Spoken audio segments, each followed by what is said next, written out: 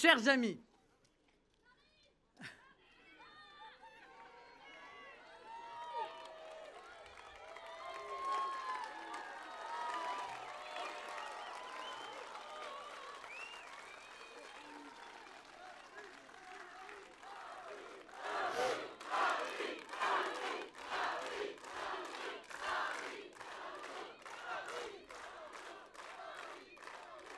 mes chers amis, nous sommes à un moment clé de notre histoire nationale. La France est un acte de civilisation, et cet acte d'amour et de civilisation est menacé de disparaître. Je l'ai maintes fois répété, mais nous sommes ici tous conscients, aujourd'hui, nous arrivons à un carrefour dont une voie conduit à l'abîme et l'autre au sommet. Deux dates, les 10 et 24 avril, scelleront le sort de notre pays. Que dis-je, le sort, le destin de cette magnifique et puissante aventure humaine et qui s'appelle la France.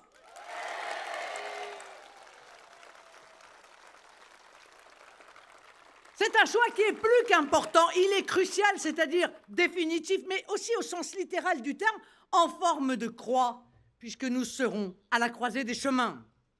Il n'y aura que deux alternatives, soit la dilution de la France par déconstruction et submersion, soit le sursaut salutaire qui fera entrer la France dans le 3e millénaire autour de l'idée de nation.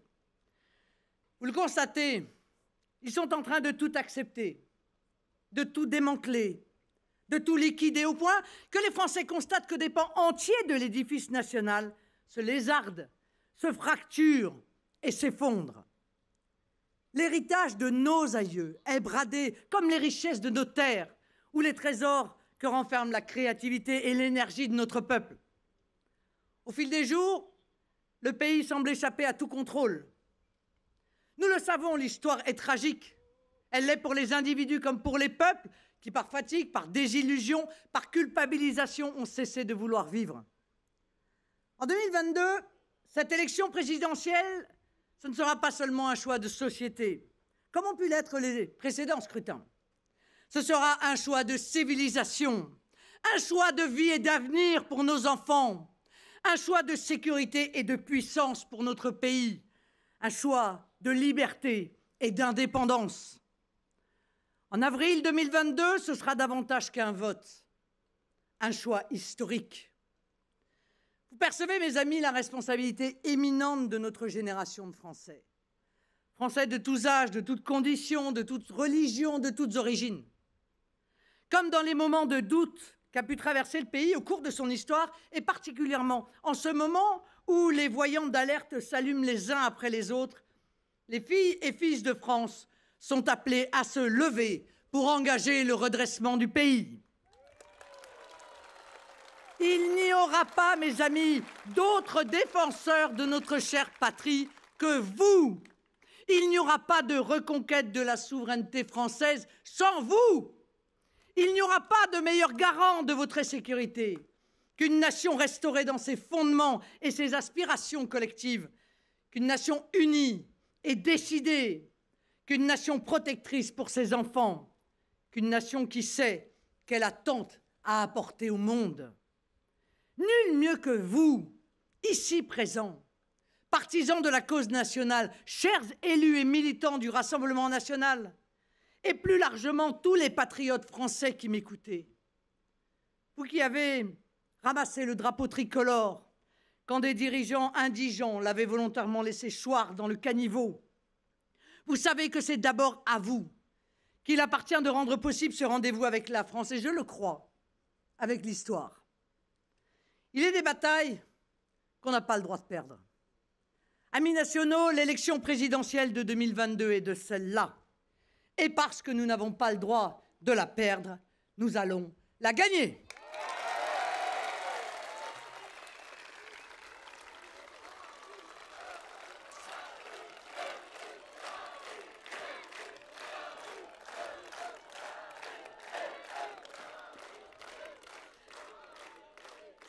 Cette échéance fondatrice, nous nous y préparons avec l'humilité que requièrent les grandes causes, qui dépassent nos propres personnes, avec le sérieux qu'exige la charge qui nous incombera, mais aussi que personne ne s'y trompe, avec la détermination que nous enjoint notre passion pour la France et pour l'avenir. Et puisqu'il nous revient d'appeler nos compatriotes à la mobilisation en nous appuyant sur les valeurs qui nous sont essentielles, je voudrais le faire en citant ces paroles à la fois combatives et poétiques de la Marseillaise, qui est pour nous notre hymne national et pour le monde entier un chant d'émancipation. Liberté, liberté chérie, combat avec tes défenseurs.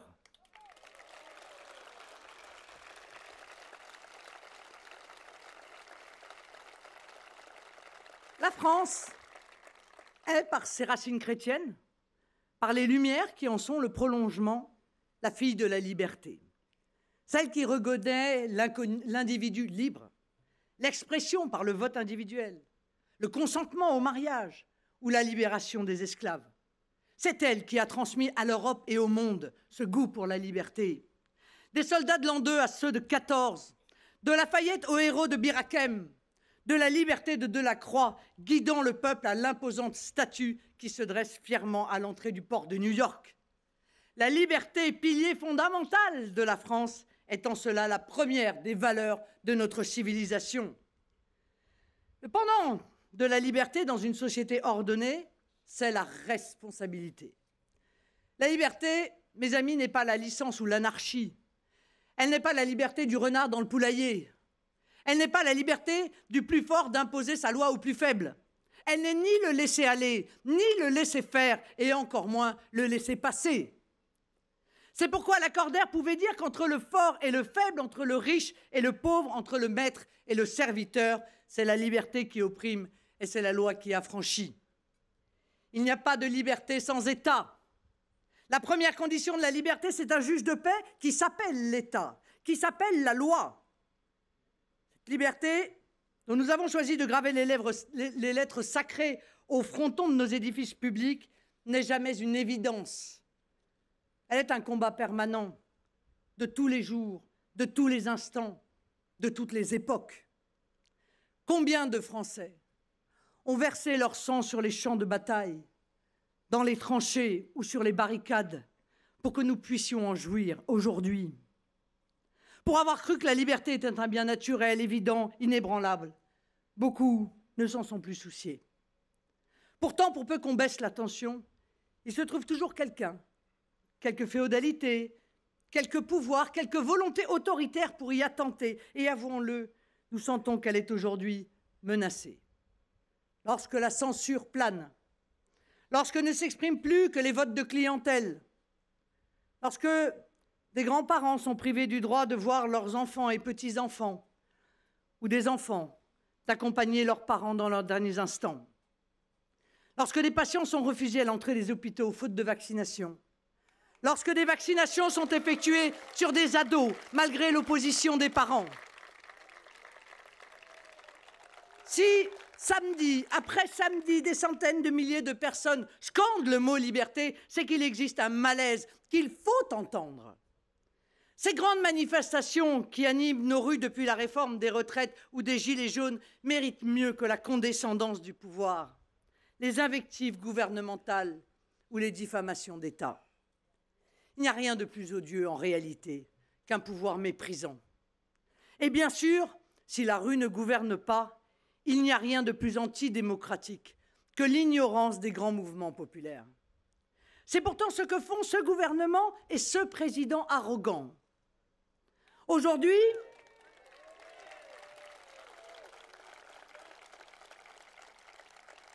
le pouvoir impose à tous les Français et bientôt même aux enfants un pass sanitaire et en réalité un pass vaccinal. C'est là une atteinte disproportionnée à la liberté. Et c'est de surcroît une atteinte à l'égalité des Français lorsque certains subissent un véritable bannissement social injustifié. Nous l'avons toujours dit, nous sommes contre le pass sanitaire et nous avons bien sûr voté contre à l'Assemblée nationale. Entendons-nous bien. Et c'est peut-être ce qui nous sépare des positions plus radicales. Nous ne sommes pas contre la vaccination, mais pour la liberté vaccinale. Chacun doit avoir la liberté de choisir en conscience et en responsabilité de se faire vacciner ou non. Chacun doit d'ailleurs pouvoir en déterminer le bilan avantage-risque par un consentement libre et éclairé, comme le prescrivent les principes qui ont toujours prévalu en France et dans les systèmes de santé simplement humains. Et en amont de ce principe, chaque Français doit pouvoir avoir accès à des soins de qualité, mais encore faut-il que notre système de santé ait les moyens de sa mission. Et à ce titre, permettez-moi de rappeler que nous comprenons et partageons la colère de nos compatriotes d'outre-mer.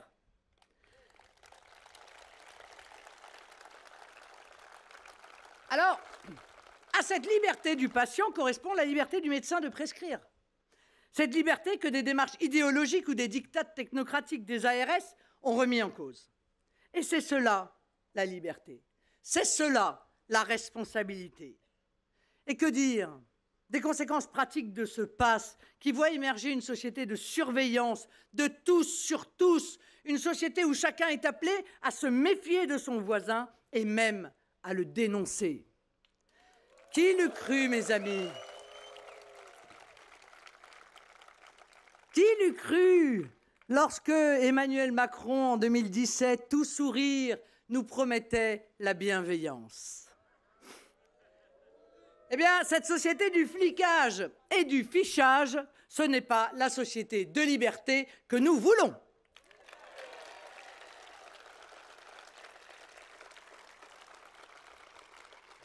D'ailleurs, comme s'il n'existait pas assez de fractures dans notre pays, le gouvernement a érigé par stratégie ou par méthode, d'ailleurs, un clivage entre deux franges qui s'opposent dans un climat que certains se plaisent à hystériser.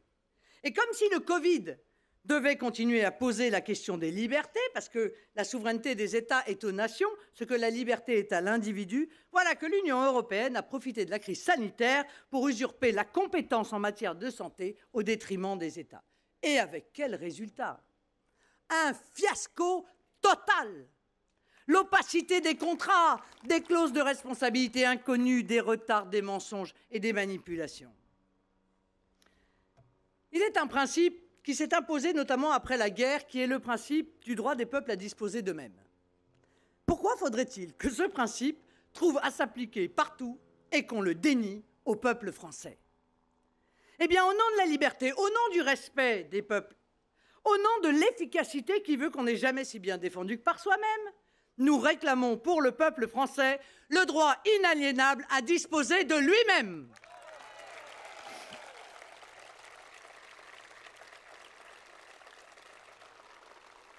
C'est pourquoi, élue présidente de la République française, solidarisée avec les nombreux pays souverainistes de l'Union européenne qui se plient de plus en plus difficilement à la dictature de Bruxelles, nous redonnerons dans les instances européennes le pouvoir aux nations. Nous réinstallerons la possibilité de relations bilatérales, c'est-à-dire d'État à État. Nous sommes assez grands pour n'avoir pas besoin d'intermédiaires pour négocier pour nous. Nous reconnaîtrons, mes amis, le droit à chaque État de faire valoir son intérêt national et sa liberté de décision et le choix pour chacun de participer ou non à des grands projets de coopération européenne. Nous mettrons fin à cette dictature technocratique folle qui impose, menace, normalise, sanctionne et, ce faisant, programme et organise l'effacement de nos nations. Mais nous refuserons aussi les diktats des juges internationaux qui veulent imposer au peuple leurs lois contre leur volonté. Pourquoi se chamailler sur la sortie de telle ou telle instance internationale, de tels ou tels traités, alors qu'il suffit, et ce sera le cas dans le cadre du référendum sur l'immigration que je soumettrai au peuple dès mon élection, de réaffirmer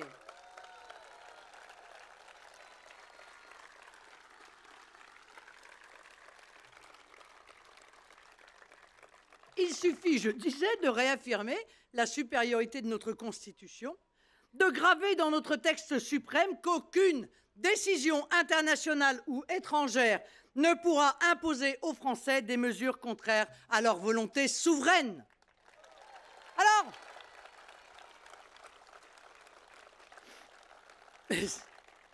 mes chers compatriotes, nul besoin de renier nos signatures. Les décisions internationales contraires à un principe constitutionnel resteront simplement inappliquées.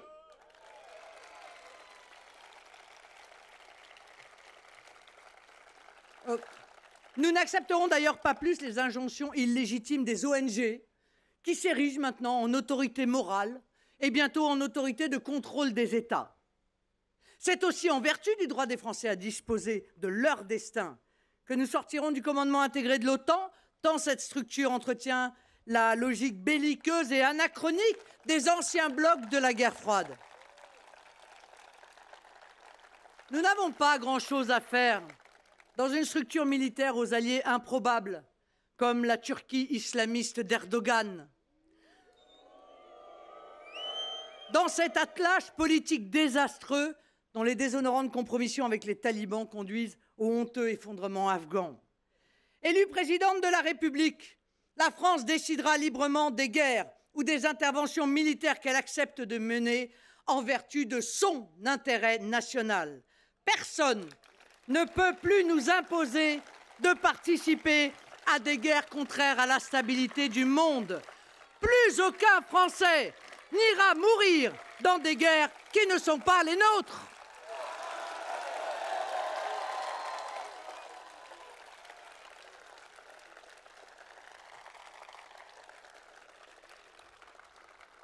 Nous remettrons enfin à leur juste place ces gigantesques monopoles privés que sont les GAFAM, qui défient les États pour installer des pouvoirs numériques ou économiques supranationaux et attentatoires à nos libertés, notamment notre liberté d'expression. Vous savez, mes amis, on a longtemps cru qu'un pouvoir dictatorial ne pourrait émaner que d'un État. Or, nous prenons conscience, peu à peu, qu'il y a dans ce capitalisme monopolistique les germes d'un pouvoir totalitaire qui peut demain soumettre les personnes et les États. Il est encore temps d'agir. Et puis, du côté du droit des peuples à disposer d'eux-mêmes, eh bien, nous entendons faire valoir le droit du peuple français à rester lui-même. Au moment où l'Union européenne veut s'emparer de la compétence en matière d'immigration avec le pacte d'immigration pour nous imposer des relocalisations obligatoires de millions de migrants, pour contrôler les États dans le traitement des dossiers d'asile, pour imposer de nouvelles filières d'immigration ou contrecarrer les expulsions, nous devons réaffirmer la liberté des Français, notre liberté, de décider qui entre et qui reste chez nous. Et à quelles conditions ?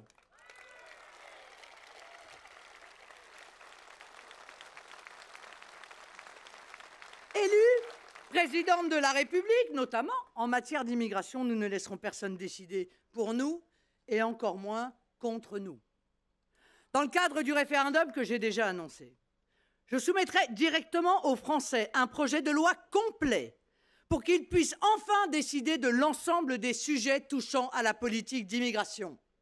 Des critères pour entrer et se maintenir en France aux conditions d'acquisition et de perte de la nationalité. Des conditions d'octroi ou de retrait de droits sociaux accordés. C'est vous qui déciderez.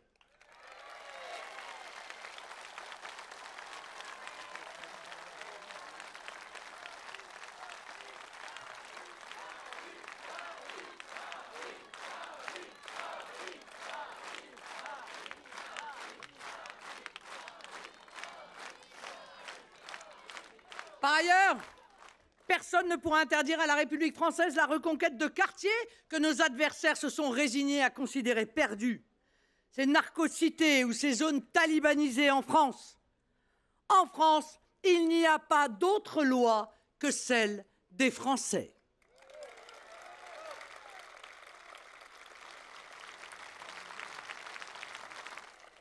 Mais la liberté, mes amis, ce beau principe, cette liberté qui guide nos pas, pour reprendre les belles paroles du chant patriote que nous devons aux frères du poète Chénier pour glorifier le courage de nos soldats montant au front, la liberté n'est qu'un principe vide, sans sa déclinaison avec un S, les libertés. Voilà pourquoi, mes amis, nous avons, en entrant dans cette campagne, fait le choix de ce slogan « Liberté, liberté chérie ». Plus qu'un slogan, c'est un véritable engagement. Français, avec moi, vous aurez un État qui chérira et protégera vos libertés. Je serai la présidente des libertés françaises. Et croyez-moi, ça changera tout.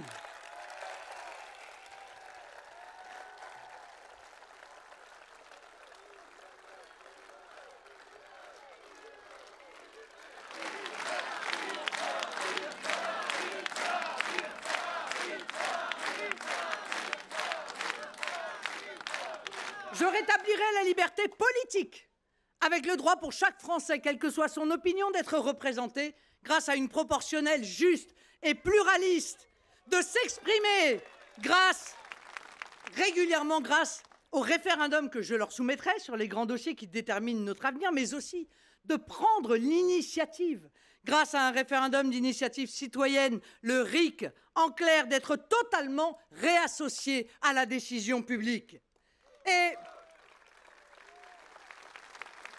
Et parce que les Français auront usé de leur liberté de décider, je me ferai un devoir d'appliquer leurs décisions.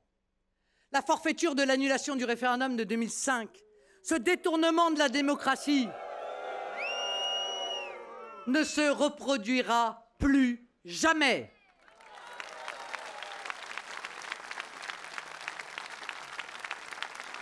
La souveraineté du peuple, c'est non seulement sa liberté de décider, mais c'est évidemment appliquer ses décisions. En matière syndicale, j'établirai la liberté en ouvrant des candidatures libres aux élections professionnelles. Je conforterai la liberté d'expression des simples citoyens en impulsant la création à l'échelle européenne d'un réseau social libre et gratuit où, à l'inverse des GAFAM, le principe sera la liberté. Le contrôle sera non pas arbitraire, mais judiciaire. Parallèlement, je renforcerai la liberté d'information avec la privatisation de l'audiovisuel public, en conservant bien entendu des moyens audiovisuels publics pour notre outre-mer et pour faire entendre ce qui est fondamental, la voix de la France dans le monde.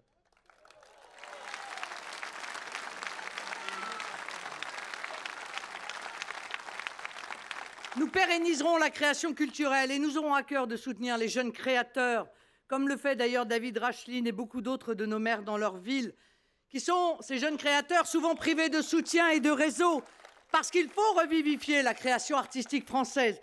Dans le même esprit, face aux menaces des temps nouveaux, nous protégerons les libertés individuelles, notamment numériques, en garantissant la protection des données personnelles. Vous savez, Hervé Juvin rappelle souvent cette formule bien connue, « Si c'est gratuit, c'est que c'est vous le produit ». Eh bien, nous ne souhaitons pas que les Français soient sans ou contre leur volonté des produits pour les GAFAM.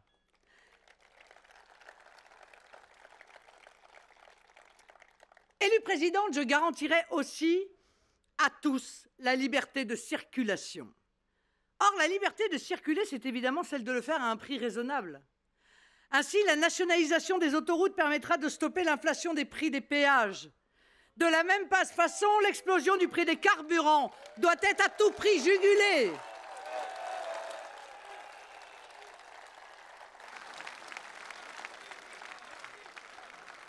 Mais la liberté de circuler, c'est aussi la liberté de pouvoir le faire partout. Les restrictions insensées imposées par les Verts et qui, demain, interdira aux voitures diesel ou aux voitures trop âgées de se rendre dans les grandes villes sont une infamie. Parce que ces mesures frapperont bien évidemment les plus modestes et nos compatriotes d'ailleurs qui vivent dans la ruralité.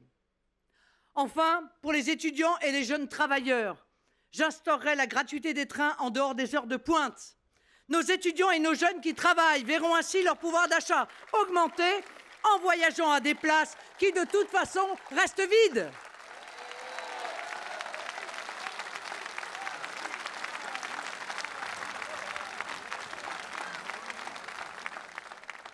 Je sais qu'il y a un certain nombre de chefs d'entreprise, bien entendu, dans cet hémicycle. Il y en a beaucoup qui nous regardent. Eh bien, je conforterai la liberté d'entreprise par un État à l'endroit, c'est-à-dire un État au bon endroit.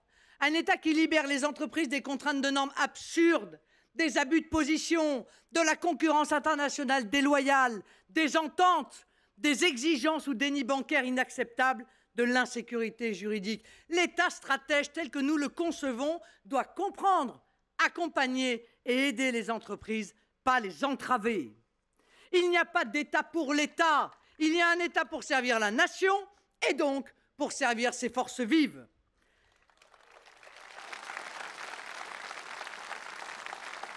Cet État, qui est avant tout l'État régalien, a pour premier devoir la sécurité de tous. Parce que sans sécurité, il n'y a pas de liberté.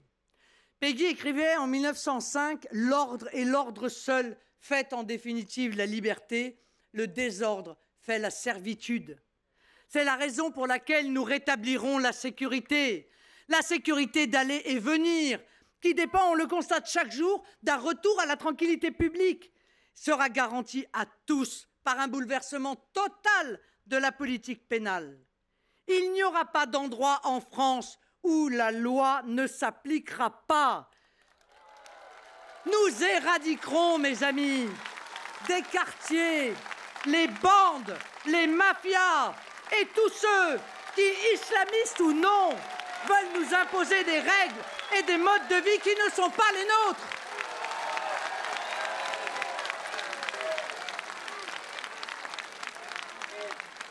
En France, les Français ont le droit de vivre comme des Français.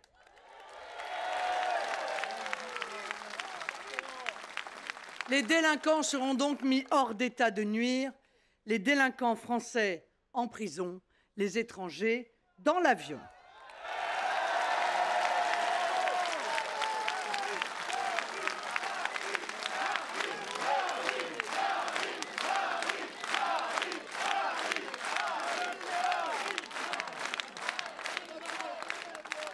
Nous mettrons fin aux obligations d'évitement. Vous savez ce que c'est, vous le vivez. Car beaucoup d'honnêtes citoyens intègres, parfois même sans s'en rendre compte, et aujourd'hui, sans même s'en scandaliser, comme si cela était normal, sont soumis à ces obligations d'évitement. Voyager en transport les yeux baissés, en évitant de croiser le regard de quiconque, s'enfoncer dans ses vêtements pour ne pas être vu, s'isoler avec des écouteurs sur les oreilles pour disparaître de la liste des cibles, marcher en hâtant le pas dans les couloirs de la gare pour ne pas être pris à partie, rentrer chez soi en regardant derrière, en changeant de trottoir, en contournant certaines rues. Les femmes qui vivent ces stratégies d'évitement permanentes intériorisent soit leur révolte, soit leur résignation. Nous rétablirons la liberté des femmes et des jeunes filles de circuler sans être importunées ou menacées, en jupe ou en robe, si elles le souhaitent, à n'importe quelle heure du jour ou de la nuit, dans n'importe quel quartier, dans n'importe quel café.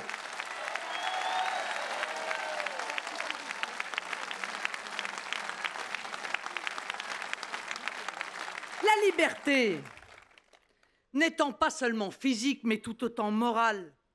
La liberté de se déplacer dans l'espace public n'est effective que si elle peut s'exercer dans des conditions de sérénité et de tranquillité suffisantes.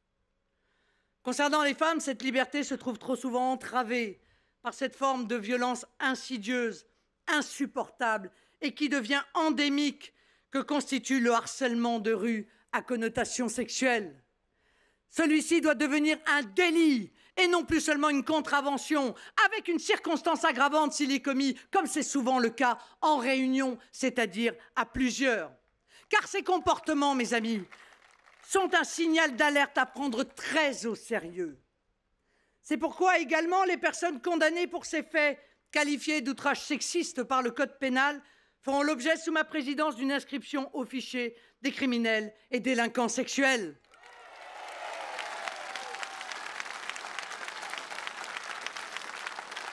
Il en sera de même pour les auteurs d'apologies de crimes et de délits sexuels, car on voit comme ces apologies pullulent sur un certain nombre de réseaux sociaux.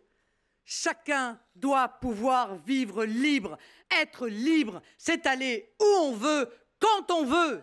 Cette liberté-là, cette liberté du quotidien, cette liberté essentielle, pour nous, mesdames, nous la rétablirons.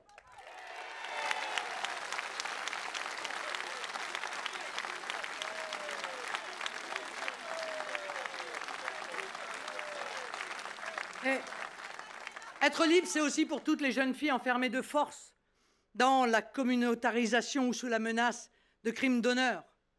Le droit d'être elle-même et de vivre à la française. L'abominable calvaire de la jeune Shaina, 15 ans, violée, battue pour avoir porté plainte puis poignardés et brûlés par des barbares au mental d'un autre âge n'est pas un fait divers, mais une alerte pour notre communauté nationale. Cette effroyable affaire témoigne de la pression qui règne aujourd'hui sur les jeunes filles dans certains quartiers de notre pays. C'est comme en Afghanistan, constate sa mère. Or, nous sommes en France.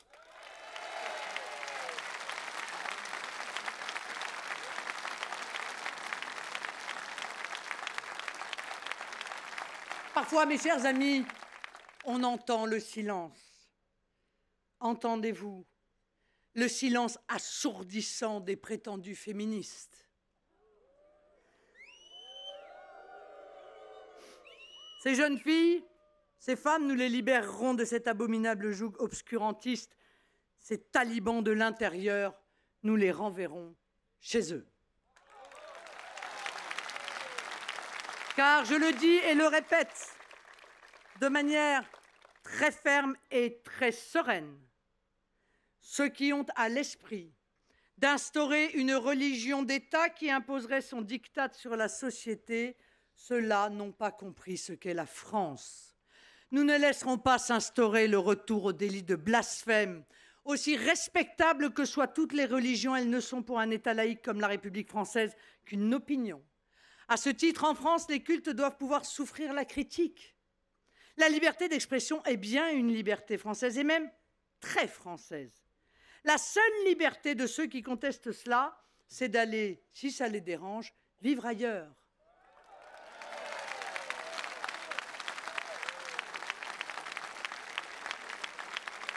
Dans les écoles, il nous faut rétablir la liberté des enseignants, la liberté de transmettre des savoirs, d'enseigner notre culture, nos valeurs et cet esprit critique qui, tout au long de leur vie, rend les individus capables de réflexion et de choix pesés. Nous affirmerons la liberté d'enseignement, y compris à domicile. C'est ce message de liberté, liberté d'expression et liberté intellectuelle que Samuel Paty voulait enseigner à ses élèves.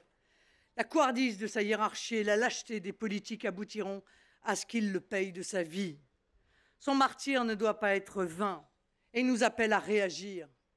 Pour peu que son exercice respecte les principes de laïcité républicaine, l'ordre public et la liberté d'autrui, je garantirai la liberté de culte. Je sanctionnerai sévèrement les attaques contre les processions, comme celle de Paris le 29 mai dernier, et d'une manière implacable, les profanations de lieux de culte, églises, synagogues, temples ou mosquées qui tentent à se multiplier, tout comme celles abjectes des cimetières.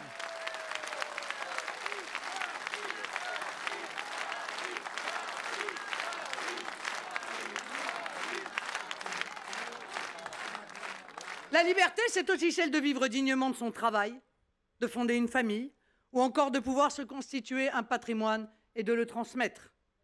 Ces préoccupations irriguent mon projet présidentiel et irrigueront mon mandat. La baisse des droits de succession et de donation notamment visera à permettre aux Français de transmettre de façon juste leur patrimoine. La transmission, élément essentiel du lien entre les générations, a été méprisée durant des décennies. C'est bien sûr la transmission de notre patrimoine immatériel, mais aussi de notre patrimoine matériel. Ce sera une priorité de mon quinquennat car les Français doivent rester propriétaires de ces patrimoines. Vous le savez,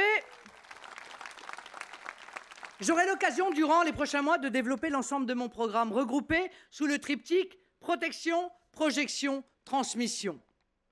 Vous le comprenez au travers des exemples que je viens de citer, combien la liberté, combien les libertés sont fragiles. Vous mesurez combien elles sont exigeantes et combien, dès lors qu'elles sont altérées, contestées, compromises, leur reconquête demande d'efforts et de sacrifices. Winston Churchill, qui avait mené son pays contre le totalitarisme, le rappelait volontiers par cette formule en forme de rappel pour certains de nos contemporains.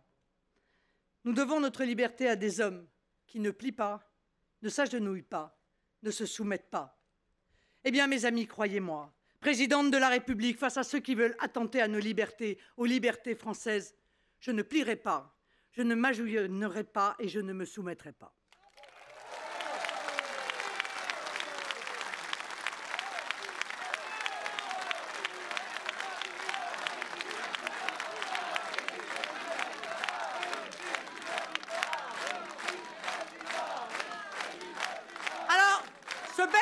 de la liberté, nous allons le brandir tout au long de la campagne et au-delà tout au long du quinquennat. Cette ambition forte, je veux la mettre en œuvre avec tous ceux qui, comme nous, considèrent qu'il n'y a pas de plus noble et juste combat que la liberté. La liberté de sa patrie, celle de son peuple, celle des hommes.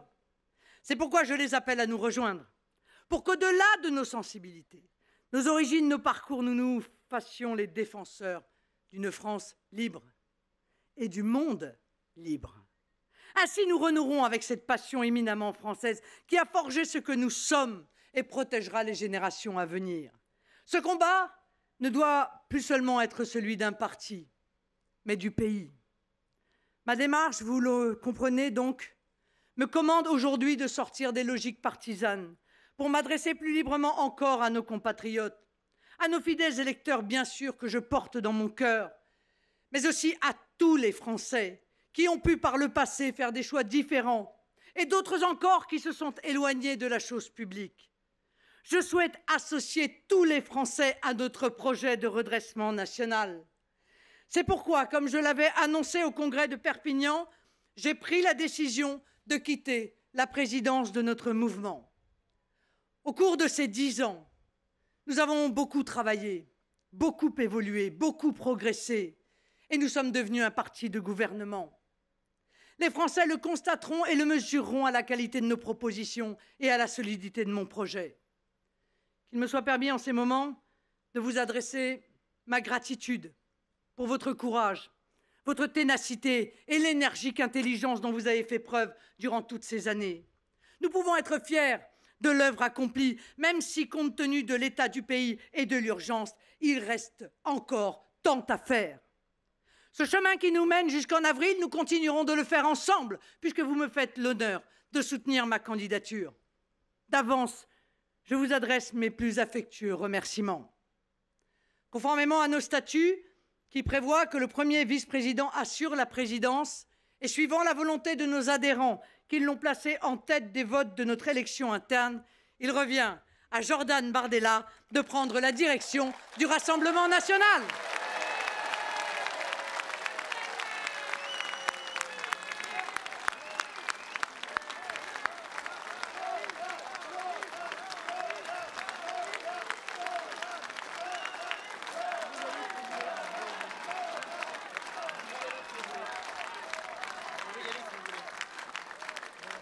J'y vois là un magnifique symbole pour notre mouvement, la marque de la confiance que nous portons à la jeunesse de France pour engager le redressement du pays, le témoignage de notre confiance en l'avenir, de notre capacité à faire émerger une nouvelle élite pour le pays.